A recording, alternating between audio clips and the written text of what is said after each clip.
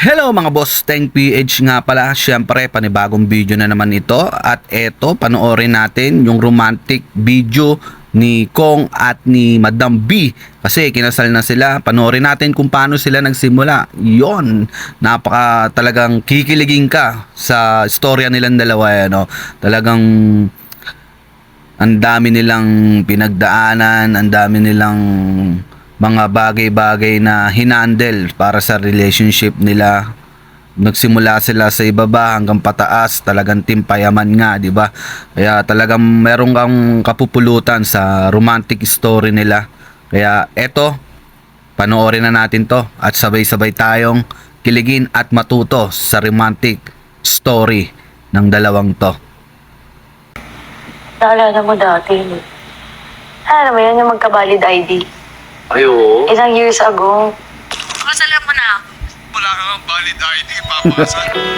Wala kang valid ID no? Ayun yung naalala ko, yun yung sinasabi ni B na pakasalanan mo na ako. Sabi ni Kong, papakasalan mo tayo, wala ka namang valid ID. Talagang the best to, Kong TV tsaka si B. Handa ka na ba? Ano? Overdue na nga. Matagal na nga. Bakit ako lang?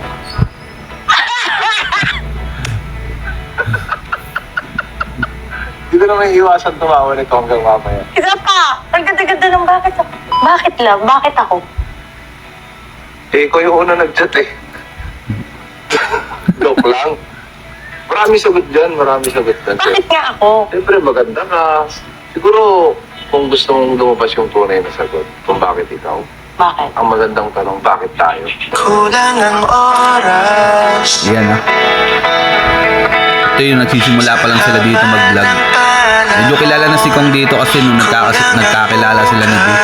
Tapos si B medyo nagbablog-vlog din. Alam ko si B dati parang siya sa nagbebenta ng sasakyan. Bakit tayong dalawa?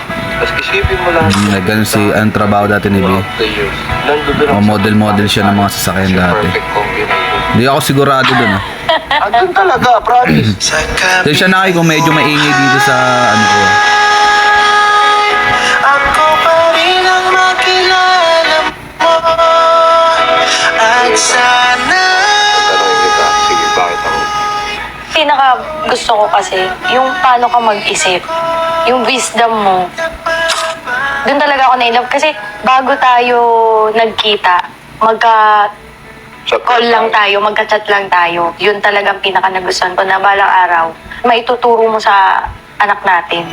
Tama. Ayun ang number one. Kaya alam mo, wala ako masyadong... Tsaka kailangan nyo, pares Kasi alam yung kong ikaw yung partner ko. pananaw nyo sa buhay, dalawa. Tayong dalawa. Pares kayong positive. Pares silang positive eh. Walang kumukontrol sa mga plano nila. Lahat tinahandle nila. Ganun yung dapat yung mga mag-partner. Yung nagkakaintindihan sa mga bagay-bagay na gusto ng mga partner nila. Bigayan lang ba? Lalo't lalo na nandyan yung anak natin, si Kidlat. Mas lalong mas kaya natin. Kasi tatlo na tayo. Oo. Kidlat. At aapat na. Uy, buntis ka? Buntis si B? Ano ba yan? Yeah, buntis si B. Ito.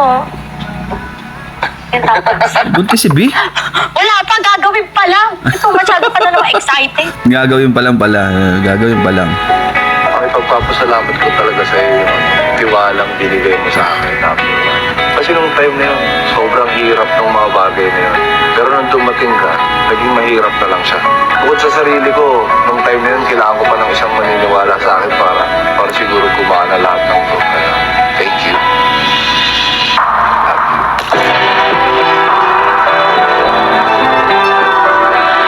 Ayos. Nakalala mo yung yung mga unang Congrats, na-post ko kasi Idol kailan ka Kong, mag-upload. tsaka Madam B. Ang hindi ko pa Congrats sa inyo. na ngayon lang nila malalaman. Nagpapa-apply ka ba ng kalabuti yung... Kailan eh! Tinatanong mo ba ako ngayon? Nag-a-apply ka? Oo. Hired na ba ako? Ay, overqualified. Overqualified pa.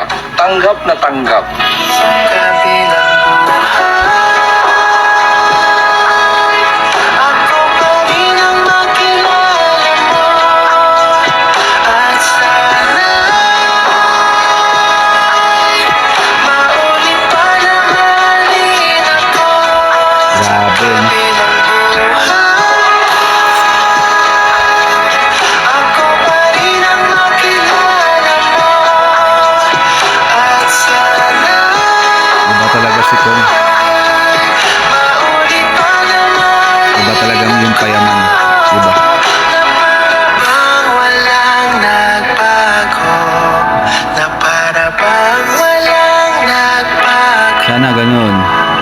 Umangat ka man sa buhay, bumagsak ka man sa buhay, meron pa rin tao, hanggang pa rin yung taong gagabay sa'yo at aalalay sa'yo.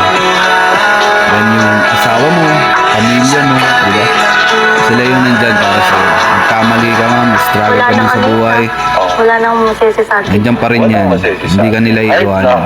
Okay, Kaya pag yumaman ka, nagkaroon ka, huwag mo siyang kakalimutan. Yun lang yung sabi ni Kong.